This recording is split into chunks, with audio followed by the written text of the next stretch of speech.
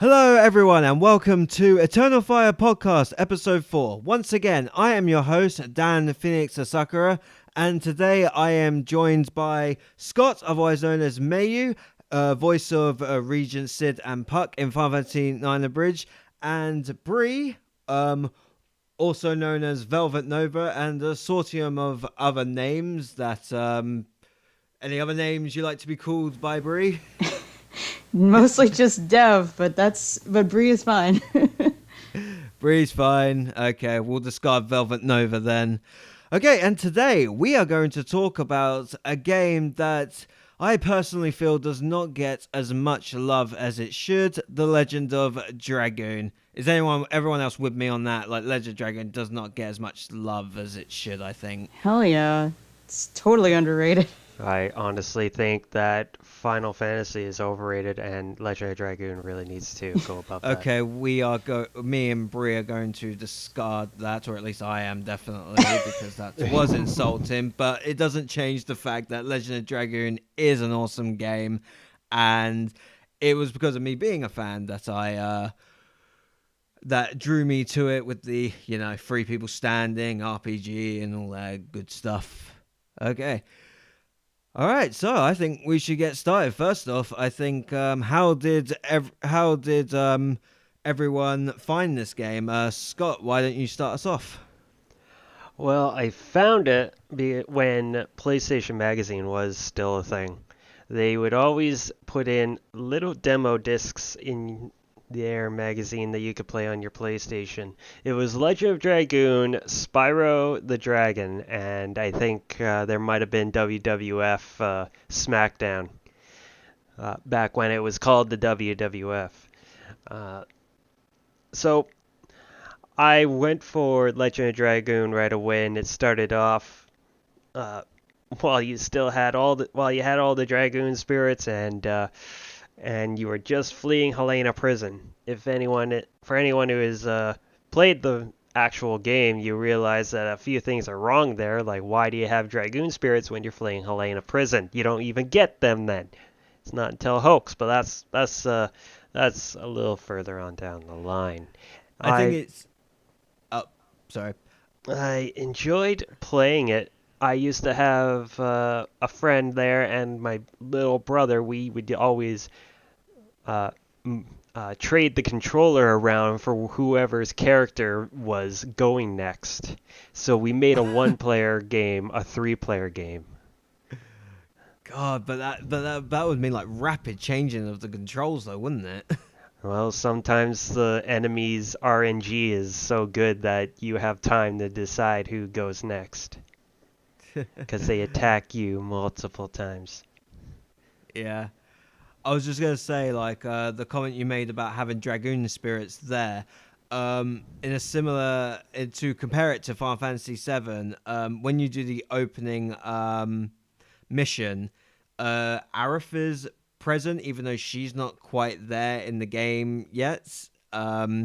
She just sort of, I think it's just a way to give you a bunch of content to get you to play the game. And I think the Dragoon spirits are one of the main attractions of the game. So it was just to get you there. But at the same time, they didn't want to get you, they wanted to do a location early in the game so it didn't spoil too much. At least that's probably why they did it that way. Yeah. Sounds like what they would do. Yeah. Because, that is a good way to get interest in it. Yeah. Bree, how did you discover Legend of Dragoon? Well, the funniest thing was... due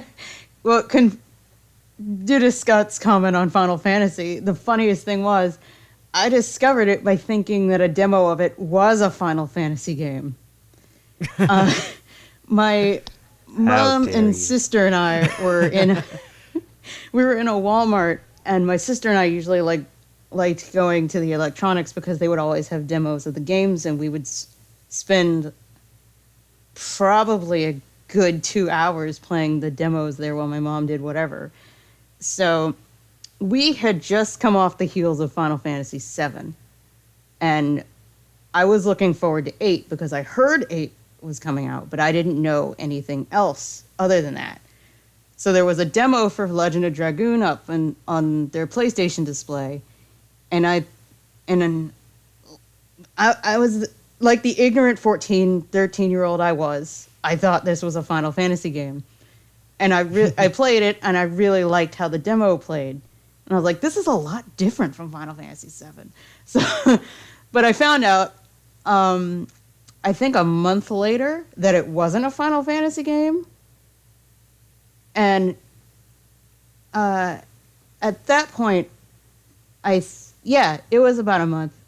I found out that it was actually a different game. And I believe I probably made an ass of myself to get my mom to get me that game. So I did get my hands on a copy. I absolutely adored it. And that's pretty much it.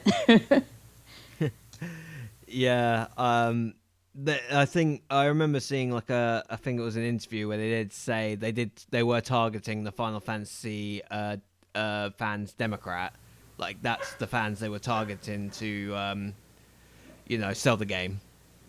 Well, it worked.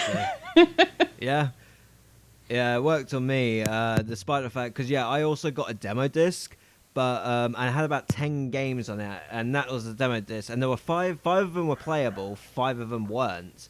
And there were 2 games I really liked. First off was like this first Spider-Man game that was on the PlayStation 1. It's classic, freaking love that game.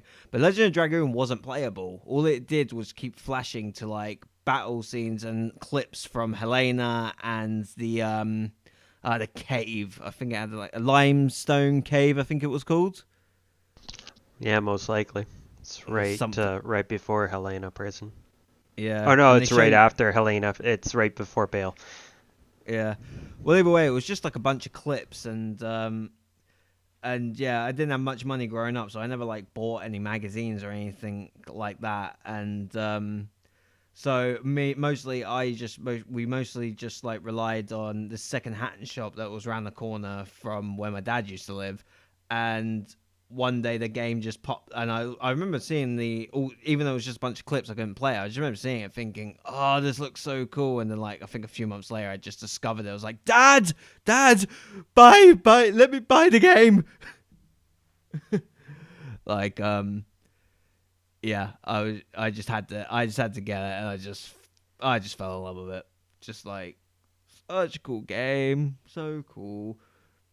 It's one of those games that you play multiple times and rediscover every so often, and even find some new nuances that you didn't really notice the last couple playthroughs. It's one of those games. Yeah. Kind of like, and I'm grudgingly saying it, kind of like Final Fantasy. Yeah, like I said, it was just like another attempt to that was like the main target audience, the Final Fantasy fans. So yeah, tends to get a lot of comparisons to that.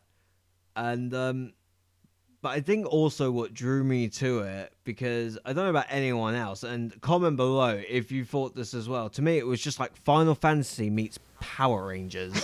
Like with all of them having their different color, they basically have the same costume, but different color, and they all have a select weapon, and it's normally like a different weapon. And of course, the Red Ranger has a sword because the Red Ranger normally does have a sword in Power Rangers, and so on and so forth. Yeah.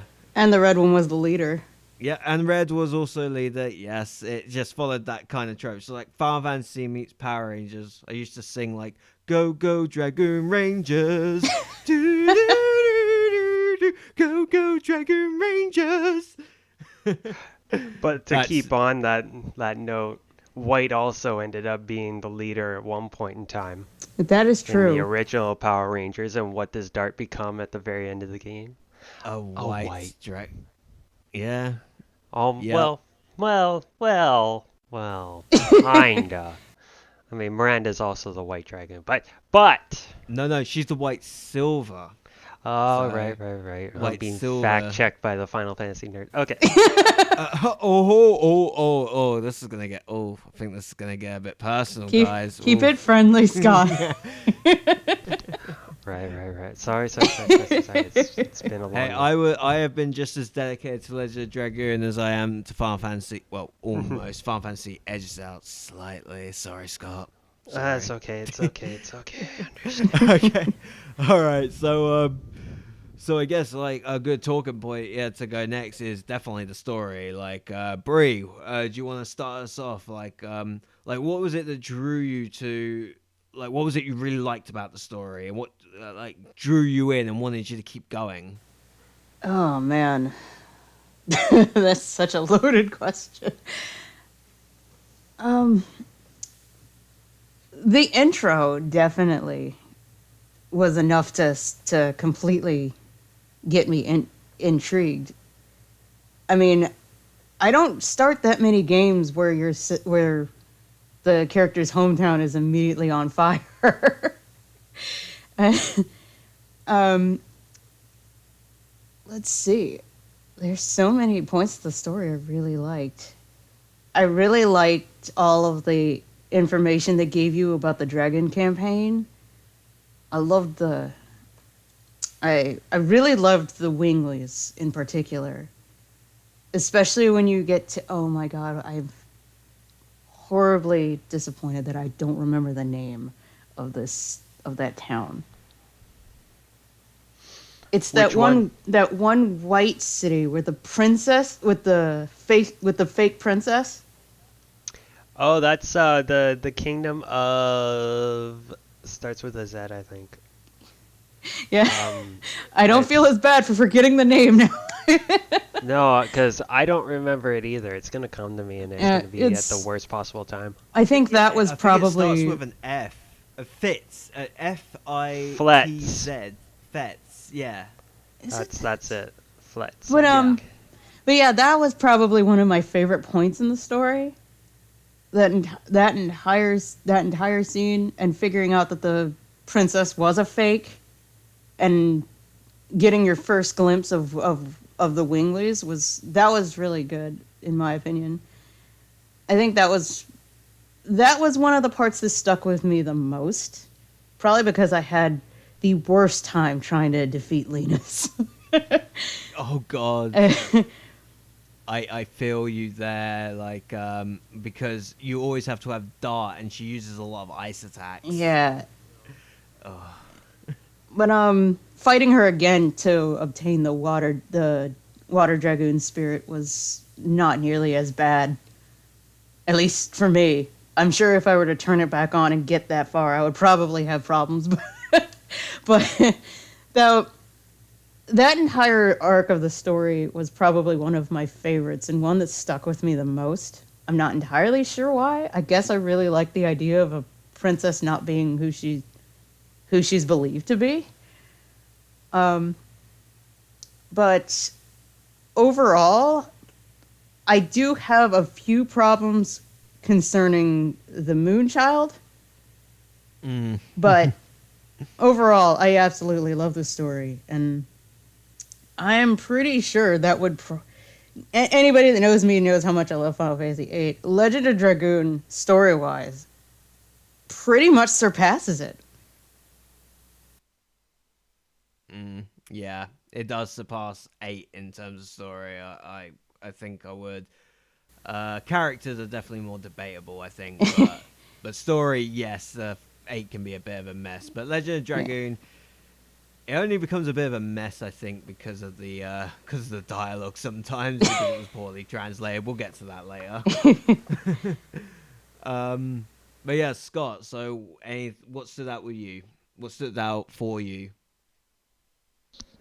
Well, at the time, graphics, because back in '01, like having a console with those kind of models, it was pretty awesome because when I was growing up, I didn't have access to all these fancy consoles and everything. Like I was back in the SNES era, the Super Nintendo, playing a side scroller Mario game or crappy looking F1 racer, and then all of a sudden you're throwing like 3D models at me.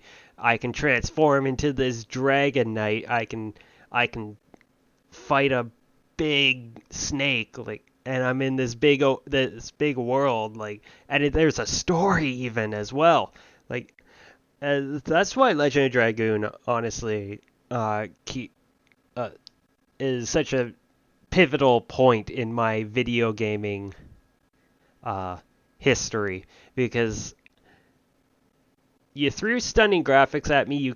You threw a um, uh, a story at me that just kept me wanting more. You keep on bringing me back to you. You're like a ex-girlfriend I just can't let go of. Like, I keep on going back. I keep on getting my heart broken when Lavitz dies. Oh Yeah, God, and Levitz. you keep on sucking me back in. Like, that's the kind of game you are, and that's why I love you. That's why I bought like 3 copies of you. I bought a digital copy, I bought the original English version, I got a Japanese version of you. Even though I can't play it on my American or Canadian or North American PS3. Oh, and I bought a Japanese version of the digital download just to spite you, and so I could read the dang thing. Fair enough. Yeah. Goals. So I was gonna say, like, was Lavitz in terms of a story like a moment that stood out for you then? Absolutely. Lavitz's Yeah. death, like, it made me feel. It Right made in the me feel. feels, man. I just did not see it coming because the idea of a main character just getting killed off that quickly, like, Mhm. so soon in the story, I just did not see it coming. Like, Anybody with a feeling heart is going to be crushed by that scene. it I don't was, care who yeah. you are, you're going to get crushed by that scene. Well, once you Yeah. start getting invested in them and everything like that, I have to go back to Final Fantasy because it was the same when Eris died. Yeah. Like, Oh, you God, had no. You start- invested all this time on your healer. You did all this, and then all of a sudden Sephiroth puts a knife right, or a sword right through her back. What we got to bear in mind is that Albert did inherit.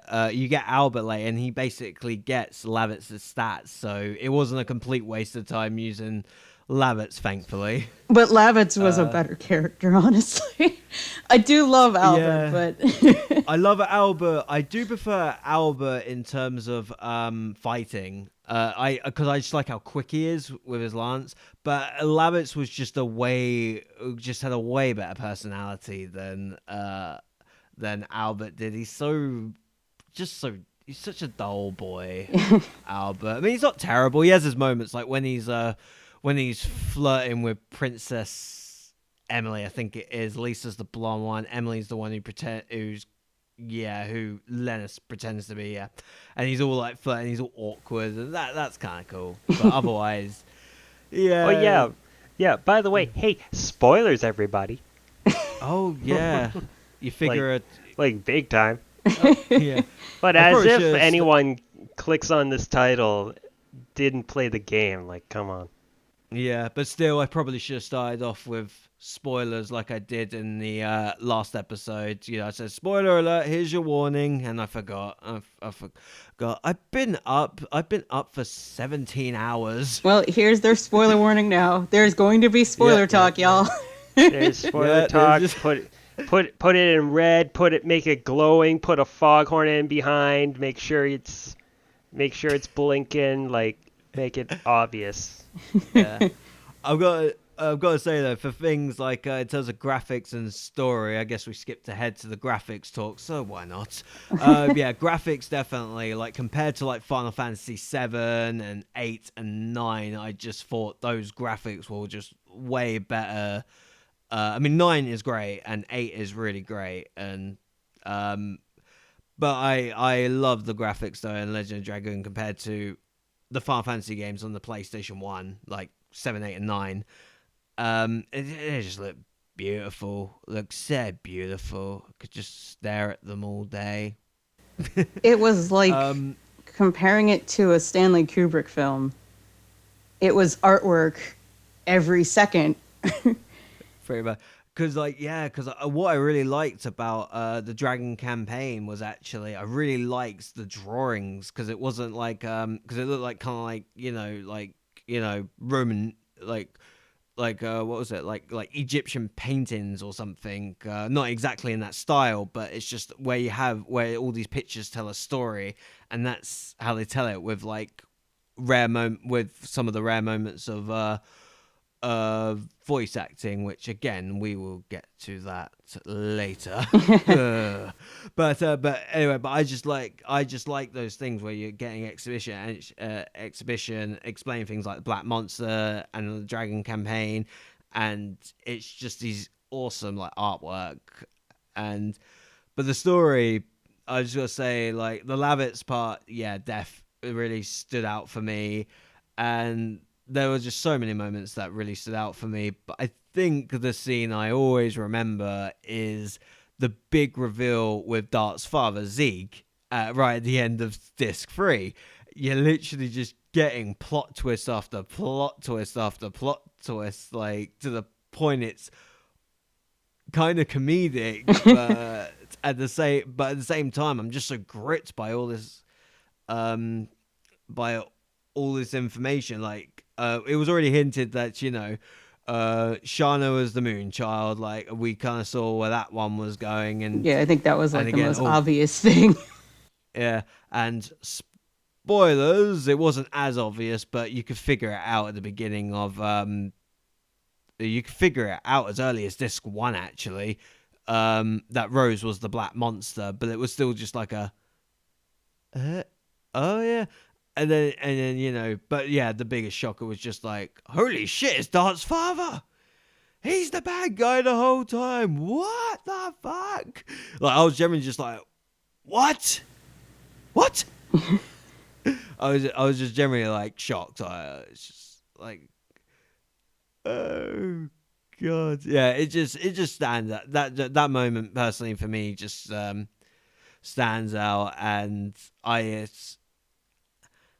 just think in terms of Disc 3 is just where really the story just gets all dark. You get all the winglies and stuff. Like, that's just where it gets really good and difficult from a gameplay perspective as well. Yeah. But yeah, just all that exhibition is just one point, because to talk about every point, I think that'll just take up an hour of the podcast on its own at least. So but yeah, that's just for me, like this is out. I think moving on then to characters. We've spoken about Lavitz, but anyone's favorite character? Personally, for me, I think my favorite character would actually have to be Hashel. I always just liked his his like old man jokes, he's just like being a bit of a flirt and just has a sense of humor, but at the same time he has like a really great story where he's just searching for his daughter because he's trying to make up for his past mistakes, and then when his conclusion ends meeting a child version of Claire in the moon, which is all kinds of confusing with the moon. It's just like, okay, yes, we just entered this we've just come from this mountain where dragons live, go through a little tunnel. Oh, we're in an old version of Belle's item shop. Just the moon is all kinds. That moon was all kinds of crazy. But yeah, for me, I just think it was Hashel, and I always found his martial arts moves challenging but awesome to do. Omni Sweep is just a pain in the ass. Yeah, definitely one of the hardest, right up there with Albert's, because his are just so fast, and same with Maru's. Did anyone actually level up to the point to get Lavitz's Flower Storm to see what it looked like? I did. Oh, yeah. Well, I did kind of with the help of a Game Shark, because at the time I just didn't have time for it. Well, that's not true. I did have time for it. I was just an impatient child. Fair. Absolutely fair.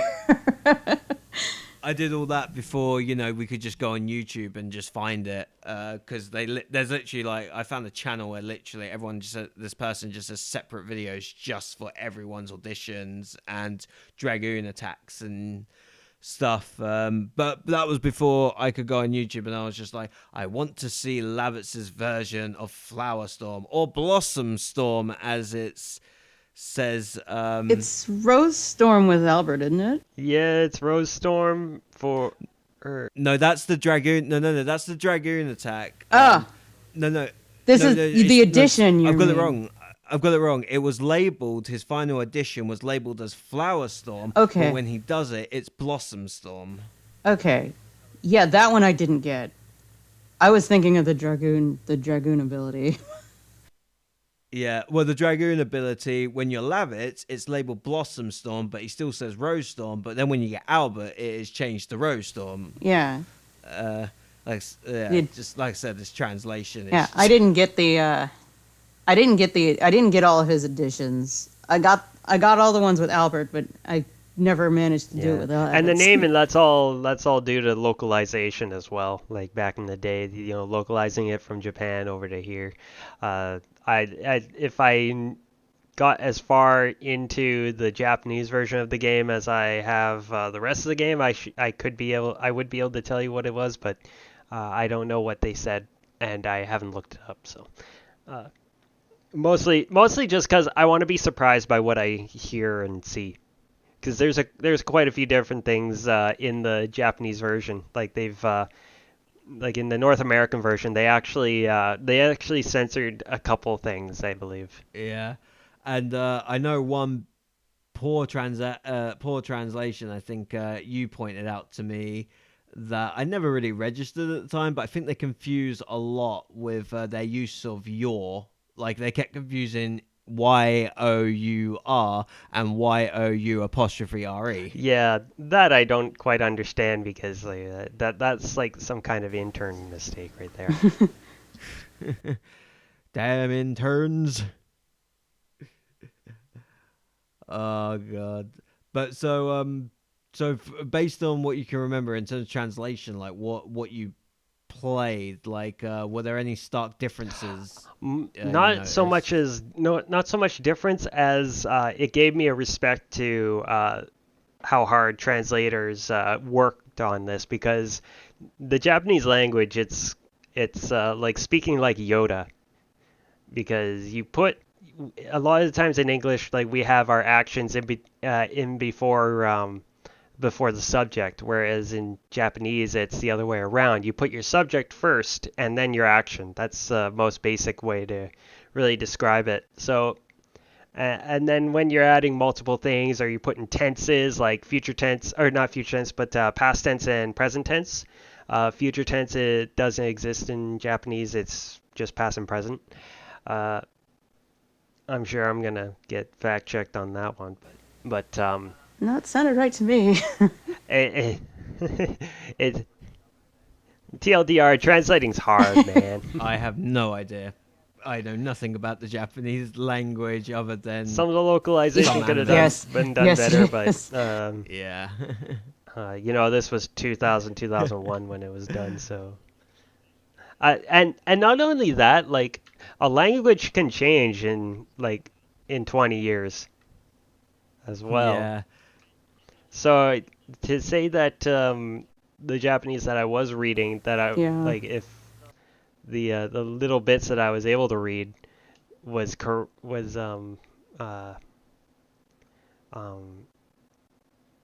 sorry, I totally lost my train of thought on that one.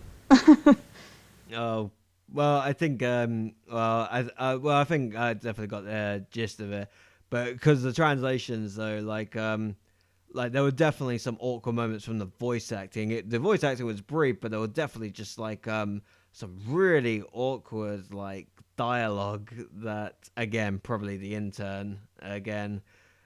We're gonna have to find that intern, and just be gotta have words. But there was there's just one bit I could think of at the top of the head that really that stood out to me, just how awkward it was right at the end of the game, where where you remember when Zeke just goes, "Dart, you have grown up," and he's like, "Father," and then he says something, "I couldn't be much to you as a father," but Dart's response is like, but father, we finally met. This isn't fair," and he says it like so quickly as well. It's all like compact together. It's just like. Just so awkwardly, it was so awkwardly phrased. Like Dart's voice actor, Yeah. just had some really weird delivery. I think I got the biggest laugh out of his delivery for the. Some bits are just a bit over the top. Like, do you remember when he's when they first at the start of this 2 in that city, Frets, I think it was called. Did we say it was Frets? Yeah, Flets. Flets. So, and you remember when they stay overnight and this guy talks to them about the moon that never sets? What's his name? The guy in purple. Yeah, I remember that. Yeah. Oh yeah. Well, it cannot exist. Whoa. Like, yeah, no, that drives me nuts too. A lot of the FMV does drive me a bit crazy, but I think if they had the chance to remake it or redo it, they would probably do a lot better job. Chances are, actually, they'd probably recast everyone, actually, more than likely. Yeah. Part of me hopes so, actually. Yeah. So, yeah, well, the voice acting, I mean, it was cool to see, like, you know, a game of that scale because they never did it with 7, 8, or 9. And sometimes when you play 8 and 9, you feel like in the FMVs, voice acting is just really missing. And it just really needs to be there, but it's not. Because, again, the scale of the game. So it was nice to see a game of that scale, similar to Final Fantasy, but there actually is some voice acting in it. But it was awful. Like, you know, if anyone who still criticizes Final Fantasy X, just seriously, just watch those clips of Legend of Dragoon. You will. Well, late 90s, early 2000s, it was bound to be pretty bad. Yeah, the standards have changed in anime and voice acting in general, really, which is good. You know, they try now, or at least most of them do, I think. Yeah. Okay, so I think one thing that definitely stands it out from Final Fantasy is definitely the battle system, with the use of the additions where you have to, you know, slice one, where you have to get it in the squares and it has to turn white, so you make sure you hit an attack so you can do a successful addition. Brie, what are your thoughts, opinions on the battle system? What did you think of it? I honestly thought that was one of the best parts of the game. It was really challenging for a couple of characters, like we mentioned earlier, the difference between Lavitz and Albert. I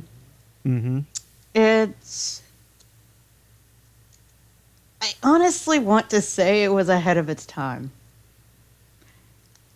I mean, that kind of thing is pretty standard in most games because of it kind of in the essence of QTEs, quick time events. But you don't usually get that type of things during a battle. And it was it made the gameplay interesting.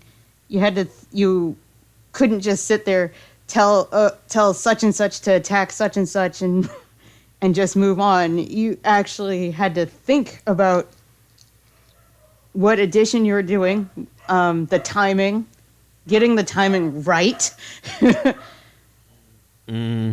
And I think that was probably one of the more enjoyable parts of the game. I love so much about the game, but the fact that the battle system alone made it feel like you weren't like it wasn't miserably repetitive was a very good choice, and it was a very huge plus. But you don't even it's not only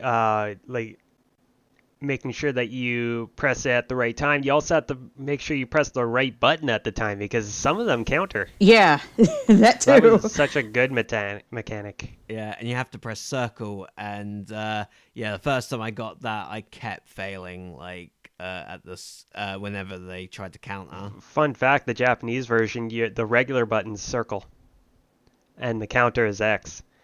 Try going from the North American one for like 10 plus year or 20 plus years, and then hitting the Japanese version. You have to do the opposite. Controllers will be broken if I do that. But that's kind of standard for a number of Japanese games. I think the only time they actually kept that when they brought a game over was 7. Was Final Fantasy 7? Because I do remember pressing circle to confirm a few things, and switching between 7 and 8 with my sister, it was the most frustrating thing. Oh, yes, But, I did the same thing. I actually bought 9 after 7, but I kept pressing circle and a 9, and it was like X. So I can only imagine how infuriating playing the game in Japanese would be. Well, you gotta be like, so you're pretty much just going from, okay, I need to attack them, and you press circle, and then you have to press, and then you're just like, shit, I need a counter, and you press X. Yeah, I can. Yeah, I'll break my controller if I do that. So. Oh. Nah. I think also, since we kind of glossed over the favorite characters thing, I meant to bring that up earlier, but I figured this would be a good point to go back to that, because this also does tie into my favorites. Two of my absolute favorites in the game, story wise, were Rose and Meru, and they were also two of my favorites to have in battle almost constantly. As I did find their additions to be some of my absolute favorites. I want to add Miranda to that, but unfortunately she doesn't have any additions, but she is one of my favorite characters. Normally in the fandoms, I find that I don't think people think much of Miranda. I think it's just because she arrives really late and, it doesn't really get explored that much in terms of story. Yeah, and I think that's part of why I liked her so much. There was a little bit more mystery to her. I think Rose was definitely the one they were going for. She's the mysterious one and all that stuff.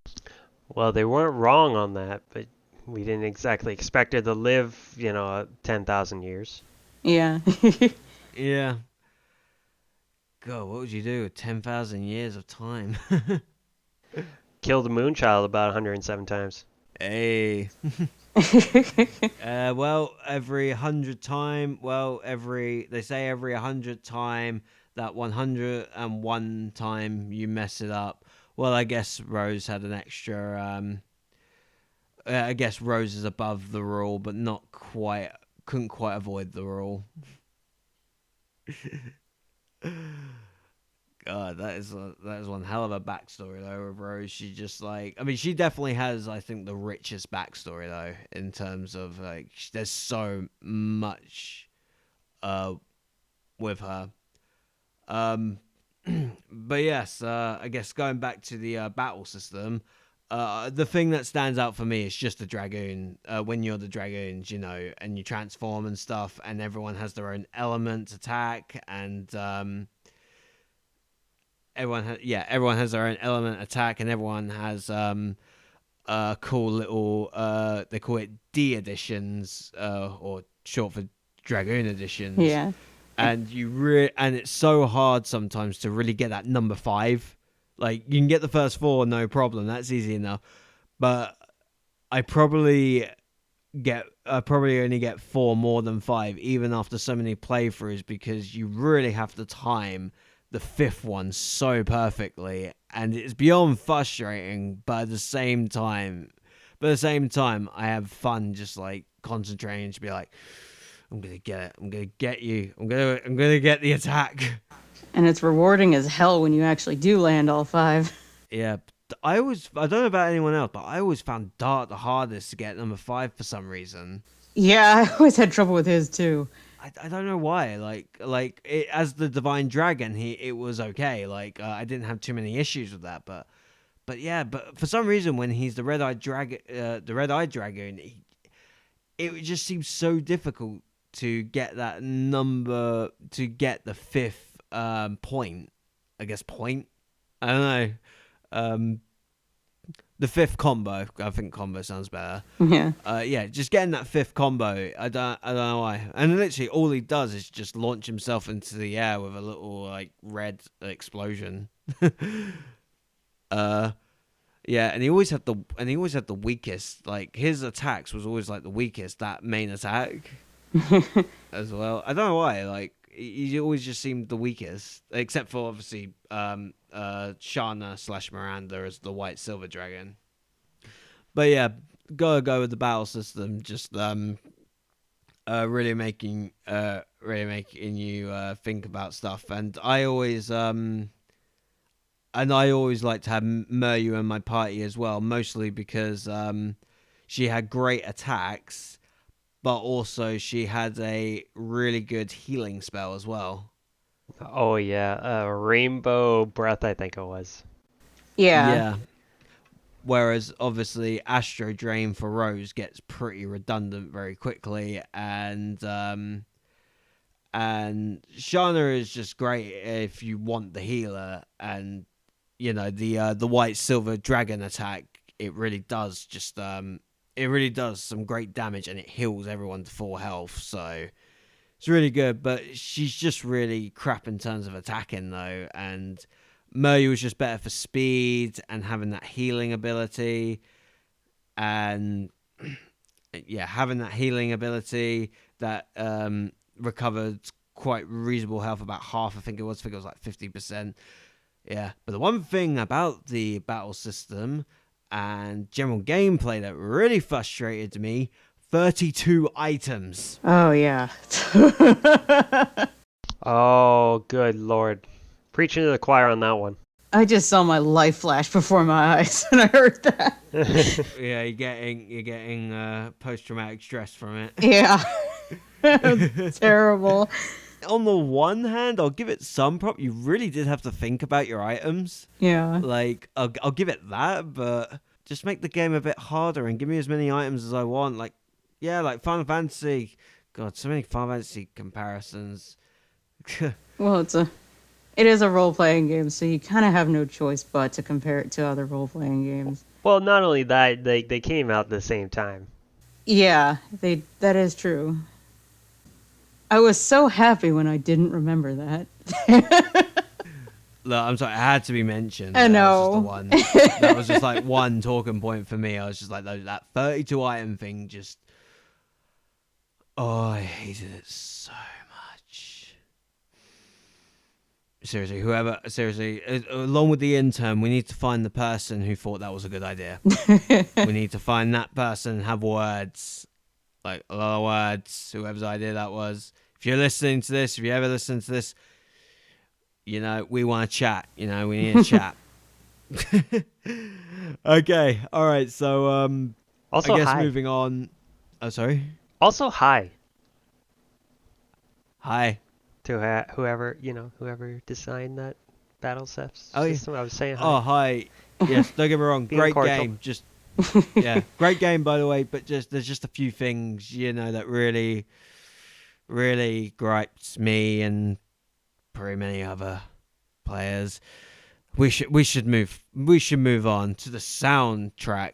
For me, I don't think I have much to say about the soundtrack other than I like it, and Dart's theme is just amazing every time it played, especially when he transformed to the Red-Eyed Dragon for the first time. Yeah, you're not gonna get any argument there. That was a pretty big hook in for me.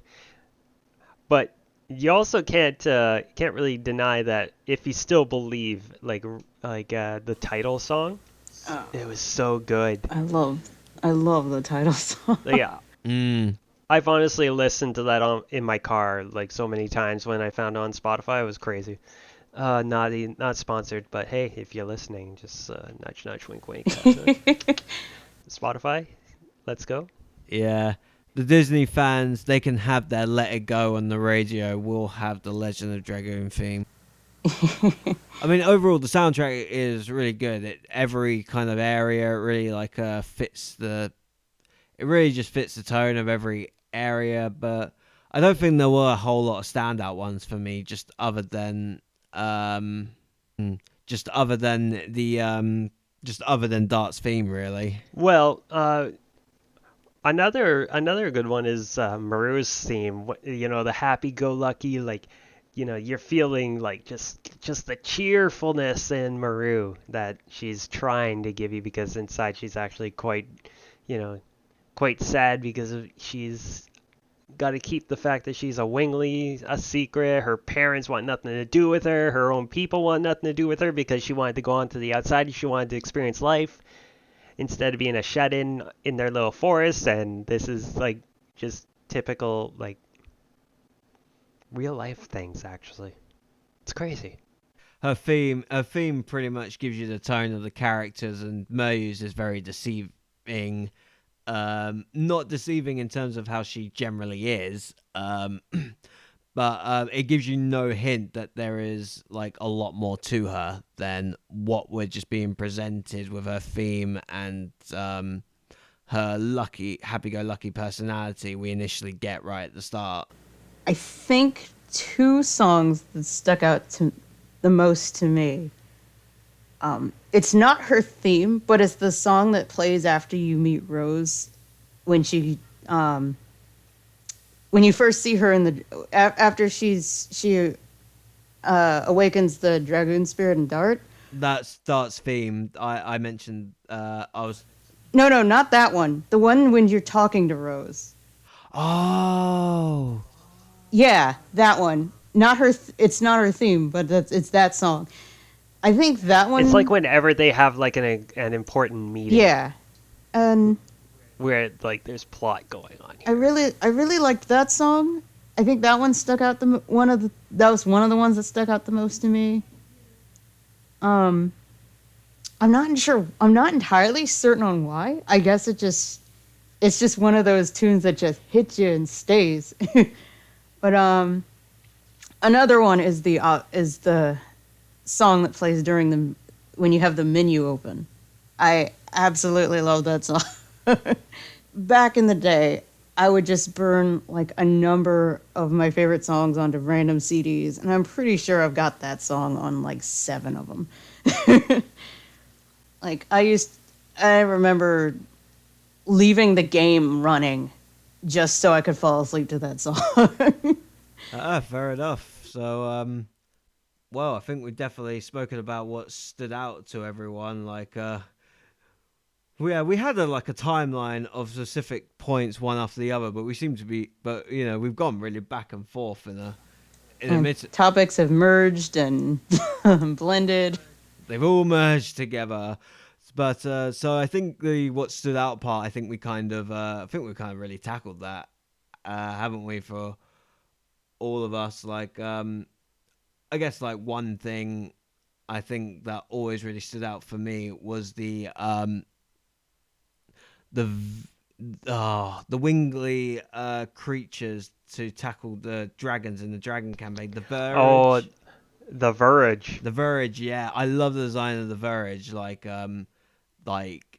And every time, actually, yes, I say another song that actually stands out. I'm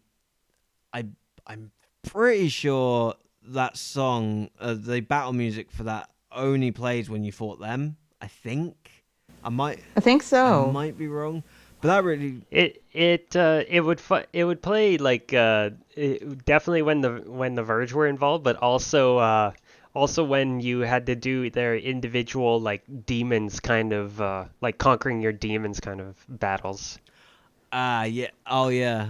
You know, like Miranda's mother who turns into this big rose. Yeah. Thing.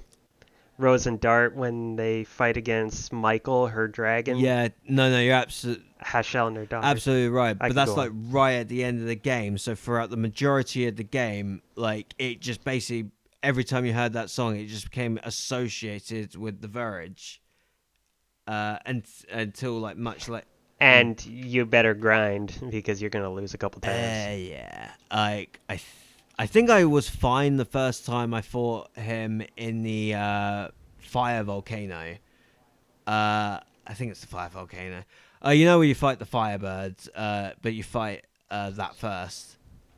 Yeah, you're absolutely Yeah, correct. I think I was fine there, but when I had to fight it on the way to the land of Gigantos, when Dart didn't have his dragoon spirit, and of course he was my strongest because he's the only one you always have to use. So naturally, he was my strongest character and dragoon spirit, but he doesn't have his dragoon spirit. So yeah, I struggled fighting him in the Valley of Corrupt Gravity. Oh, I hated that one. Yeah.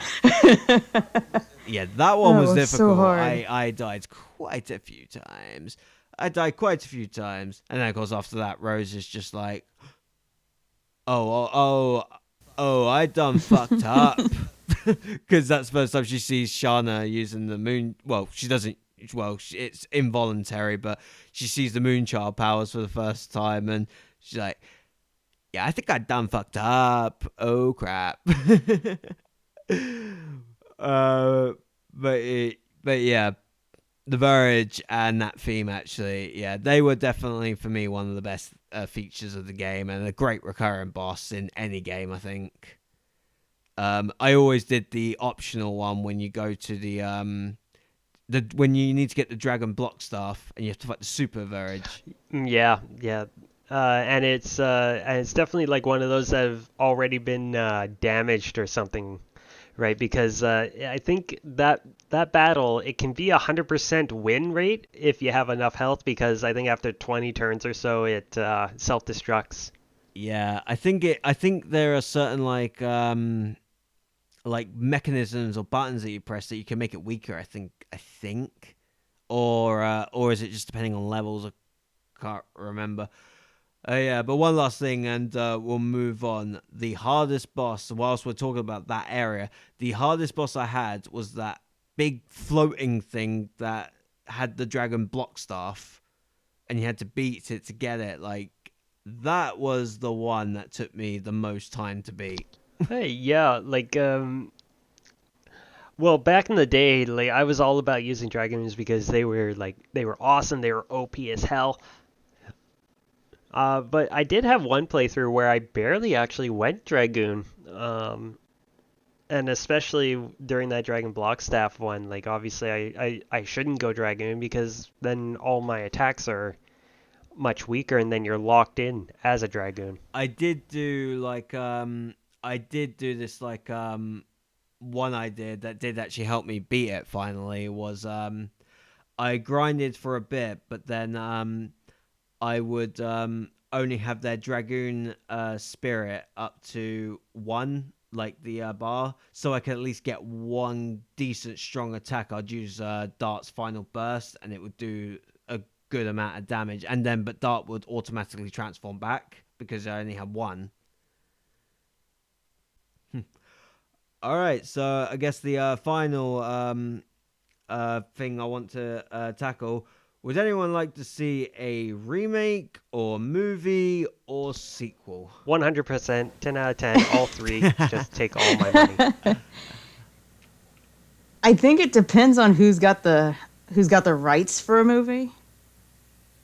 But I honestly would be leaning more towards a remake, or at least not so much a movie, so much as a series.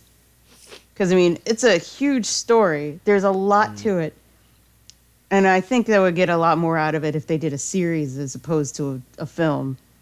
Well, funny thing is that I'm open to a sequel as long as they have a good story to tell. But what I like about Legend of Dragoon is how contained the story is. Like, you really don't have to go anywhere else with it in terms of forward. A remake 100% because that world map was another bad feature. That world map was shockingly bad. I don't know. I kind of like the world map. It was just the dotted lines, you know. It's just like I'm coming in for a Final Fantasy experience, but I can't run around on the world map. That's definitely That was definitely a problem. Yeah, I think I liked that the most because I couldn't get lost. Mm. Because I absolutely got lost when I played 7.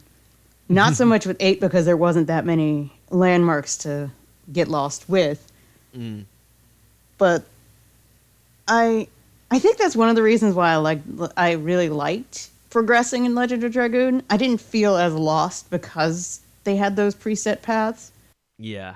And it helped me get less frustrated over where the hell am I going and more, oh, okay, I go here. Now I can enjoy more of the story. Yeah, that was good. I mean, yeah, admittedly, because it was so short, you didn't end up wandering around when you just want to progress with the story. I definitely had issues with that with Final Fantasy 9 and 7 especially. um, but to go back to in terms of if they were adapting the game, the full game, then yes, a series would definitely, a TV series would definitely be more beneficial, so you don't have to cut too much anything out. But I do think what could really work is a movie based on the Dragon campaign. Oh, that would be amazing, honestly. Yeah, because we don't need too much, really. We just need to establish the characters and just have the war, essentially. You could make a series out of it. Like, there is so much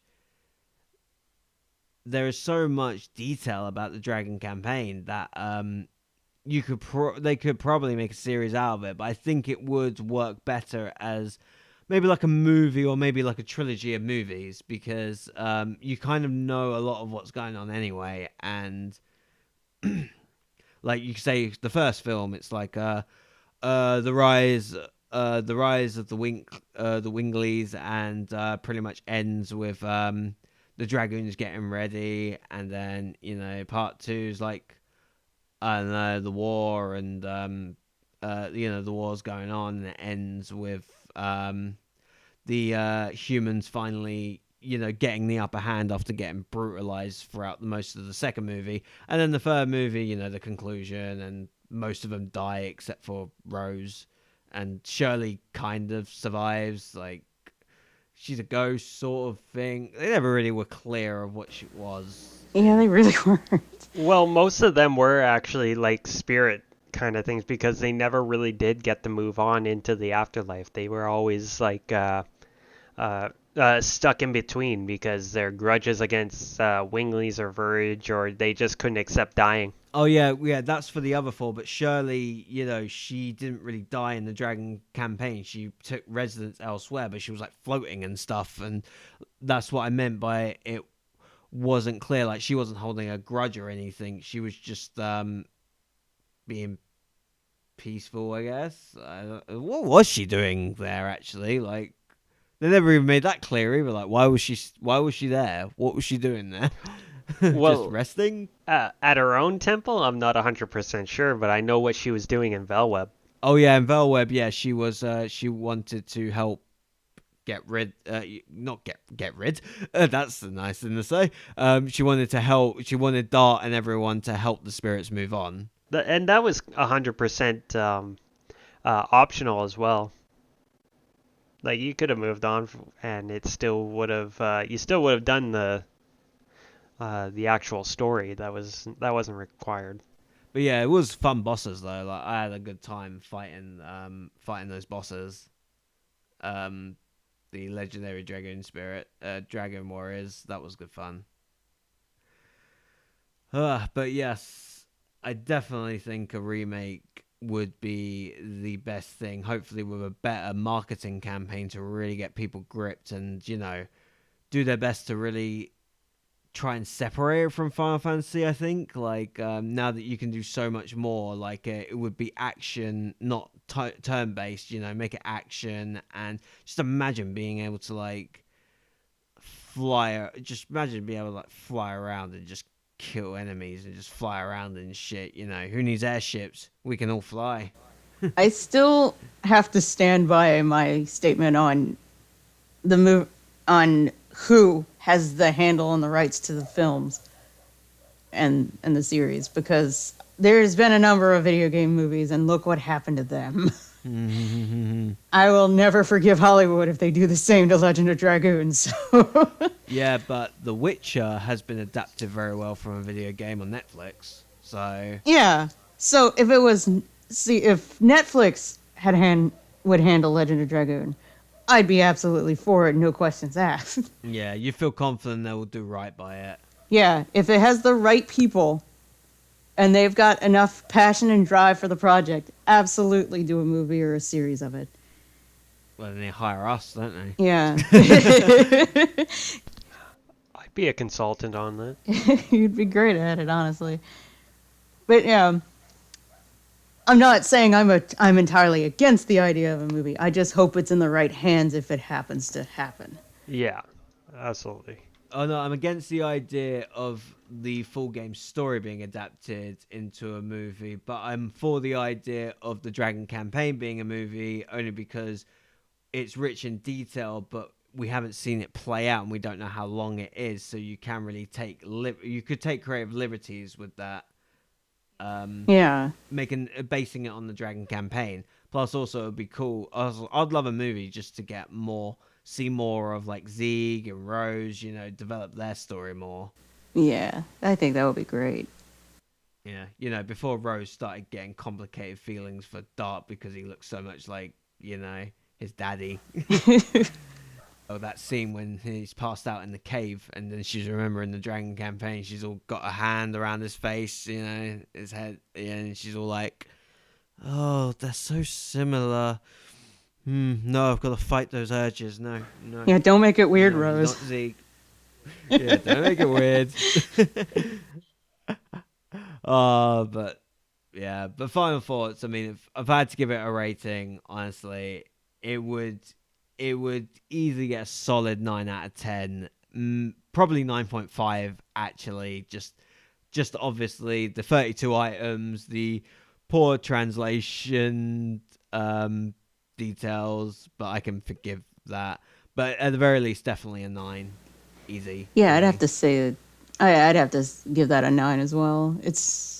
There's so much that's good with it that you, like I said earlier, it's really easy to forget the bad parts. Because I was really happy until you reminded me that there was the 32 item thing. My bad. I wish I could forget as well. I just can't. It's okay. I just can't. I'm sorry. I just can't. What about you, Scott? Would you say like 9, 8, or a full 10?